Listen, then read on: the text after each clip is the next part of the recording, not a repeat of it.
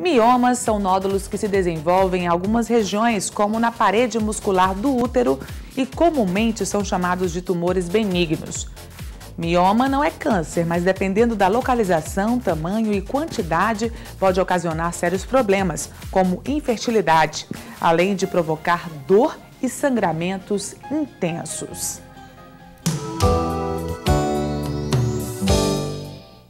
Eu estou mais uma vez ao lado do Dr. Evangelista Torquato. Vamos tirar dúvidas hoje sobre miomas. Depois da grande repercussão, doutor, que tivemos com a matéria dos ovários policísticos, vamos falar agora sobre um problema também muito comum, que são os miomas. Tudo bem? Boa noite. Tudo bem. Boa noite, Natália. Olha só, falar de mioma é falar do tumor benigno mais comum da mulher. Para que vocês tenham uma noção da incidência dessa patologia, 30% a 40% das mulheres na terceira década têm miomas. Na imensa maioria das vezes, tais miomas são assintomáticos, não dão sintomas. São descobertos muitas vezes no exame corriqueiro, principalmente uma ultrassonografia ou um toque vaginal, quando a mulher vai ao ginecologista. 10% das vezes, esses miomas dão sintomas. Tais sintomas vão desde a sangramentos mais prolongados ou sangramentos mais exagerados, ou até as duas coisas, até a infertilidade. Então, trata-se de uma patologia séria na medida em que ela pode afetar a vida da mulher. Imagina uma espoliação de sangue todo mês, uma mulher menstruando 6, 7, 8, 10 dias, sangramento pesado. Ela começa a ter anemia, tontura, começa a ter um pouco de perturbação na vida dela normal. Então esse sangramento é o principal sintoma? Sangramento é o principal sintoma dos que são sintomáticos, porque, como eu falei, a maioria não vai dar sintomas. E aí? Aí é o exame normal. A importância do... Quando você vai ao seu ginecologista, ou que você pede exames de imagem, você percebe que tem mioma. A princípio não tem nada que se preocupar muito, desde que ele seja assintomático. Se ele for sintomático, há várias formas de tentar se tratar essa paciente. Claro que quando eu falo da paciente com dificuldade para engravidar, tal tratamento deve ter sempre em foco a preservação desse útero. O útero é o órgão matriz da gravidez, o órgão fundamental da gravidez. Então nós temos tratamentos que visam a manutenção desse útero. Vamos observar uma coisa interessante. Vamos imaginar aqui um abacate mesmo. E vamos supor que eu faça um corte nesse sentido do abacate e abra-o em duas metades. E agora eu vou tirar o caroço, certo? Na hora que eu repor essas duas metades, vai ficar uma cavidade oca no meio. Ali é onde fica o embrião, é a cavidade uterina. Muito bem. 20% dos miomas estão localizados exatamente ali. São chamados miomas submucosos. Esses miomas devem ser sistematicamente retirados antes que a paciente engravide, porque ele pode ser responsável desde a infertilidade até abortamentos e trabalho de parto prematuro. Um outro mioma importante para a mulher que não está conseguindo engravidar é aquele mioma que se localiza na parede verde do abacate. É o chamado miométrio, aquela parede verde. Então, miomas podem se localizar ali. Dependendo de esses miomas localizados nesta parede verde crescerem para dentro da cavidade uterina, eles também têm que ser retirados antes da paciente engravidar. E essa retirada numa cirurgia? Uma cirurgia convencional, se faz uma cirurgia chamada miomectomia.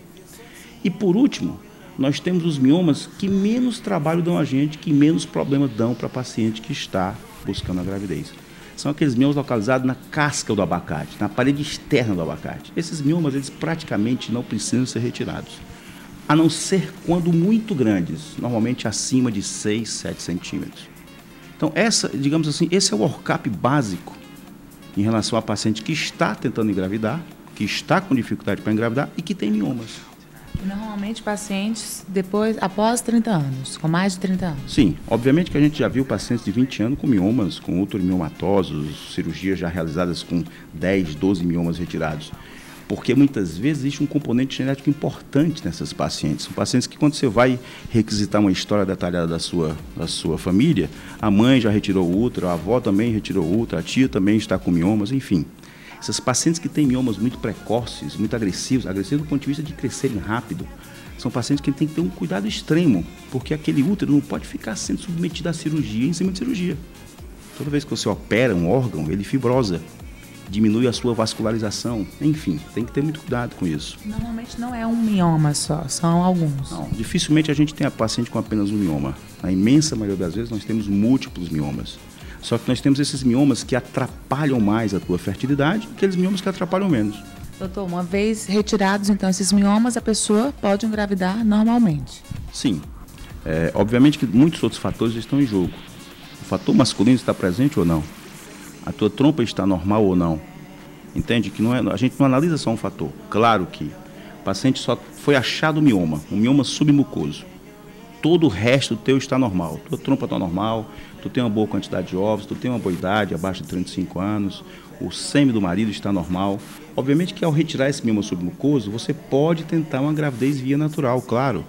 Se o único elemento encontrado foi esse. Outros elementos, outros agregados, não, complica um pouco mais. A gente está tratando só um setor, mas tem outros setores que não estão bem.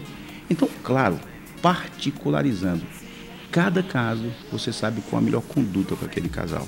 Mas, em linhas gerais, se você só tem um mioma submucoso, retira ele, você deve tentar uma gravidez pela via natural, provavelmente ela vai acontecer. Existem outras opções de tratamento, além da cirurgia? Duas novas opções de tratamento além da cirurgia estão começando a ser incorporadas.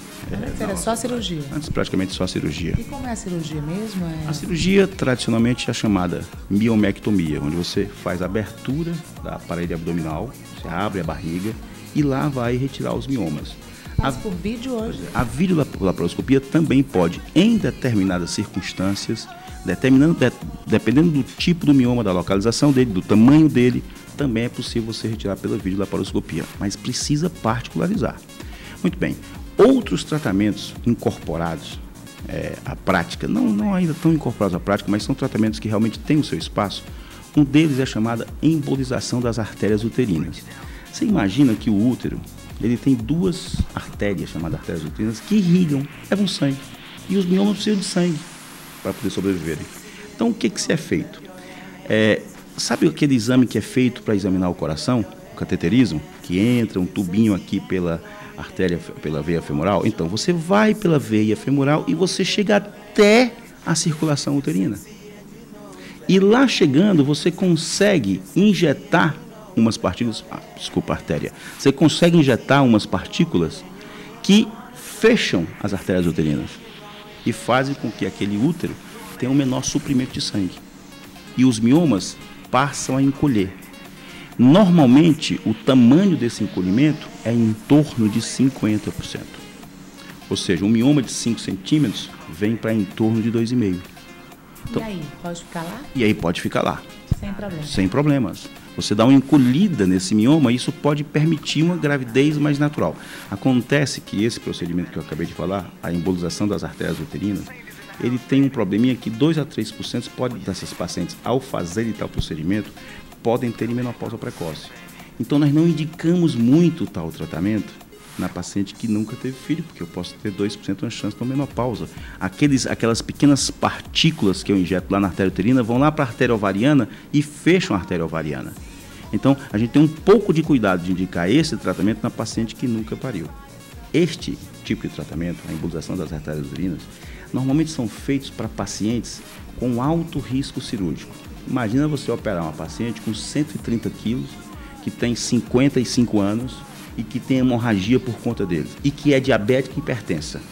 Esta cirurgia é uma cirurgia de elevado risco pelas condições da paciente. Aí a embolização se impõe. Aí a embolização é um grande tratamento, porque é muito, muito, muito menos agressiva do que a cirurgia. Imagina se abrir uma parede abdominal de uma paciente com 130 quilos. Existe muito risco agregado a isso. Então, tal tratamento, voltando, você precisa particularizar cada caso. escutar o paciente, saber as condições dele, as condições móveis, saber a idade, saber o desejo, para poder dizer, esta é a melhor forma. Sem dizer assim, uma verdade absoluta, este é um caminho também, mas ninguém tem a verdade absoluta, a não ser Deus. Então a gente precisa conversar bastante com o paciente para chegar numa conclusão. Ambos, relação médico-paciente boa, tranquila, serena, justa, faz com que o melhor tratamento seja conseguido por essa conversa. Muito bem. Ok, doutor Evangelista, muito obrigada por essa aula. Mais uma vez, aprendemos sobre o abacate hoje. Adorei a ilustração. O senhor sempre passando essas dicas de forma mesmo didática. Tenho certeza que todo mundo entendeu direitinho. Muito obrigada e até a próxima. Obrigado a você, Natália. Boa noite para você e para os seus telespectadores.